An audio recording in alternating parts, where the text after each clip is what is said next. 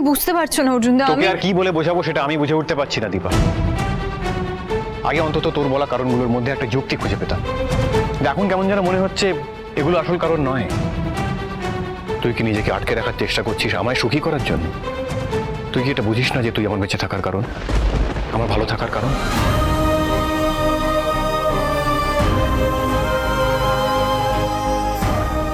তাকা আমার দিকে, আমার চোখের দিকে তাকা দীপা।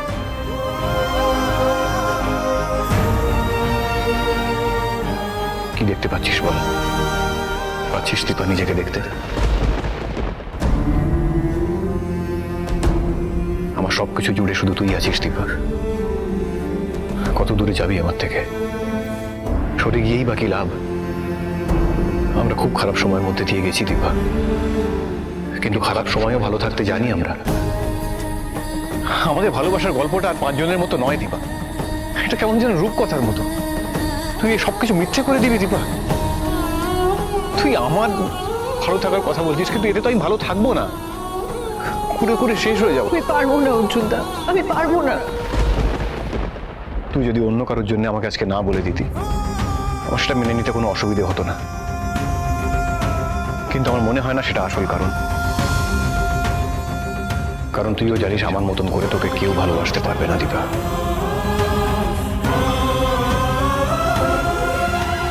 তাও তুই ডিসিশন বদলাবি না, তাই তো? বেশ, আমিও তাহলে এখানেই তোর সঙ্গে থাকবো। অর্জুনদা, এই গ্রামের আর 10 জনের মতন করে এখানে থাকবো, তোর সঙ্গে সব কাজ করব, তাতে অন্তত বেঁচে তো থাকবো। কিন্তু তোর থেকে দূরে গেলে আমি তো শেষই হয়ে যাবো।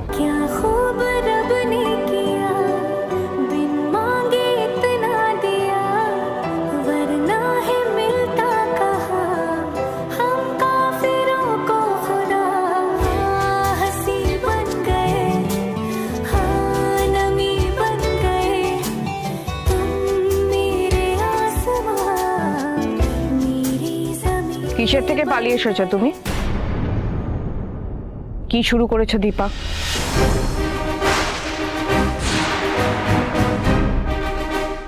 মা আপনারা এখানে? তুমি কি ভেবেছো মা শুধু ভালোবাসাই দেবে, ভুল করলে বকবে না? দীপা, আমরা এত দূর থেকে ছুটে এসেছি শুধুমাত্র তোর বিয়ের জন্য, আর তুই এখানে এভাবে, আমরা তো ভাবতেই পারছি না। আমি একটা কথা বলবো? আমার কি মনে হচ্ছে জানো দীপা, তুমি আমার খোকাকে নাকে দড়ি দিয়ে ঘোরাচ্ছ। তুমি যেটা করছো সেটা করে কি লাভ হচ্ছে তুমিই জানো। ওয়েট ওয়েট ওয়েট, অর্জুনকে একটা পরীক্ষা দিতে হবে।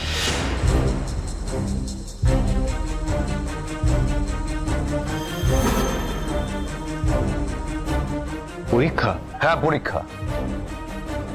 অর্জুন, তোমার মনে আছে একদিন দীপার বাবা আর আমি গিয়ে তোমার সামনে দাঁড়িয়ে বলেছিলাম, তুমি যদি দীপার জীবনে ভালোবাসার প্রতি বিশ্বাস আবার ফিরিয়ে দিতে পারো, তাহলে আমরা দীপাকে তোমার হাতেই তুলে দেব। তুমি ভালোবাসার উপর ওর বিশ্বাসটা ফিরিয়ে দাও অর্জুন। আর সেদিন তুমি পারবে, সেদিন এই আমি নিজে দাঁড়িয়ে থেকে তোমাদের 4 হাত এক করবো। অর্জুন কি হেরে গেছে? চুপ করে থাকিস না। অর্জুন কি পারেনি তোকে ভালোবাসার উপর বিশ্বাস ফিরিয়ে দিতে?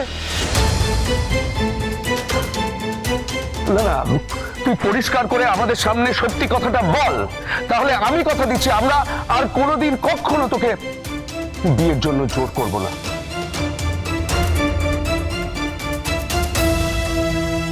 কি হলো বল, আমরা ধরে নেব অর্জুন অযোগ্য? আমাদের সামনে মন খুলে কথা বলো, তোমার মন যা চাইছে সেটাই হবে দীপা।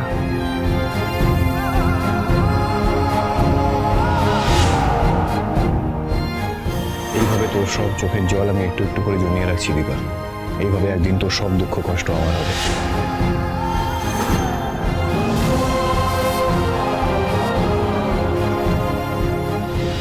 দীপা, চুপ করে আছো মানে কি?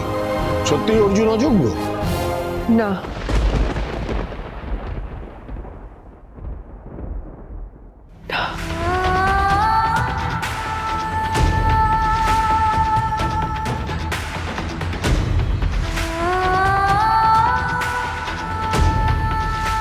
যাক, এই বিশ্বাস আছে যে তুমি মিথ্যে বলবে না। তা আমার দিদি ভাইরা কোথায়? দিদি ভাই, সোনা দিদি ভাই, রূপা দিদি ভাই। দিদি ভাই, দিদি ভাই তুমি এসেছো? হ্যাঁ এসেছি, কিন্তু এসে কি দেখছি আমি? তোমাদেরকে বলে গেছিলাম মাকে দেখে রাখতে। মাকে দেখে রাখার দায়িত্ব তোমাদের দিয়েছিলাম না? যখন দায়িত্ব দিয়েছিলাম তখন তোমরা মাকে এত দূরে নিয়ে এলে কেন? বাঁচতে দিলে কেন মাকে এত দূরে? মা এত দূর আসবে আমাদেরকে তো বলেইনি।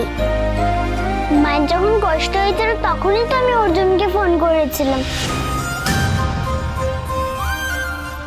সরি মা।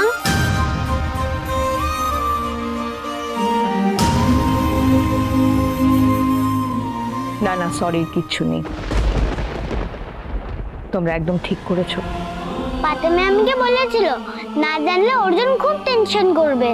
ঠিকই তো বলেছে, শুধু অর্জুন নয়, সকলে টেনশন করছিল তোমরা কোথায় আছো সেটা জানার জন্য।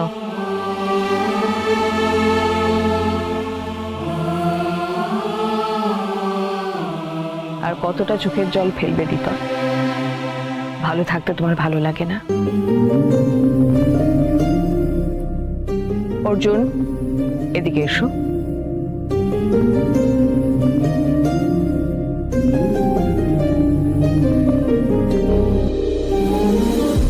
ওকে ভালো রাখার দায়িত্ব তোমার। ওরা দেবী, একটু জিনিসপত্রগুলো গুছিয়ে নিন না।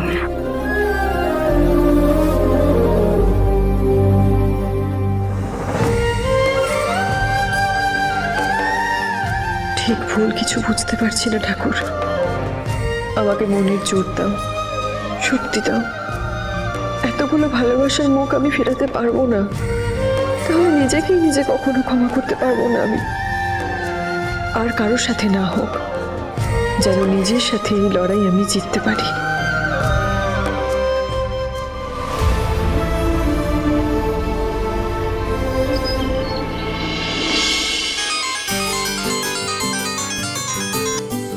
Hello sir. হ্যাঁ স্যার, মডেল রেডি আছে। না না স্যার, এটা তো আমার কাজ। থ্যাংক ইউ সো মাচ আমাকে ভরসা করে এই কাজটা দেওয়ার জন্য। স্যার, একটা রিকোয়েস্ট ছিল, এই মাসের চেকটা যদি পাওয়া যেত। Thank you so much sir, আমি দুদিন পরেই আসবো। হ্যাঁ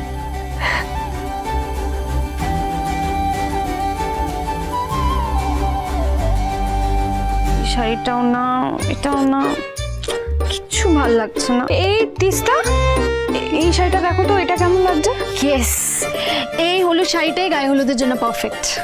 কিন্তু হলুদ শাড়ি তো সবাই গায়ে হলুদে পরে, আমরা দিদিকে অন্য কিছু পরাতে পারি না স্ট্যান্ড আউট করার জন্য? কি ওয়ান্ডারফুল ওয়ান্ডারফুল। তুই হাসছিস কেন? হাসবো না, তোরা এই বয়সে যে পুতুল খেলছিস সেটা দেখেই তো হাসি পাচ্ছে। কি বললে তুমি? কে পুতুল খেলছে? তোমরা তো পুতুলই খেলছো। দেখো, এত মাস ধরে তোমাদের যে বিয়ে করা নিয়ে একটা প্ল্যানিং চলছে, কিন্তু সেটাই তো হচ্ছে না। কি হচ্ছে? শপিং হচ্ছে, তারপরে সোশ্যাল মিডিয়াতে তোরা হ্যাশট্যাগ নিয়ে আলোচনা করছিস। এটা কিন্তু পুতুল খেলাই বলে, পুতুল খেলা। জয়, তুমি তো সবই জানো, দিদি যতক্ষণে সব টাকাটা হ্যাঁ, নিজে নিজে জোগাড় করবে সমস্ত টাকা, তা নাহলে দ্বিতীয় বিয়ে করবে না, তাই তো? আরে জানি জানি, তোমার দিদিদের এই সমস্ত প্ল্যানিং শুনতে শুনতে আমার না এত মাস ধরে কান ব্যথা হয়ে গেছে, বুঝলে তো? তোমার দিদি আমার মনে হয় একটা ব্যাড এক্সকিউজ দিচ্ছে, জানো তো? উনি লাস্ট মিনিট কোল্ড ফিল্ড, মানে ভয়। না ইংশুকুটি, আমরা বড়দেরকে কিচ্ছু বলবো না। তুমি বলবে না তো আমি বলবো। ভয় পাওয়া। এই তো কাকাই, তুমি আমাদের মায়ের নামে এমন পচা পচা কথা কেন বলছো গো? তুমি কি জানো না আমাদের মা কিছুকে ভয় পায় না? সোনারূপা, তোমরা বড়দের কথা শুনছিলে? Bad manners. না পিপি, আমরা শুনতে যাইনি, কাকাই মার কথা বলছিল বলে। সে যাই হোক, তোমাদের কিন্তু শোনা উচিত হয়নি। তাহলে কি সত্যি বিয়ে হবে না? কেন হবে না ইংশুকুটি? মা আর অর্জুন যখন বিয়েটা হবে বলেছে তখন হবে।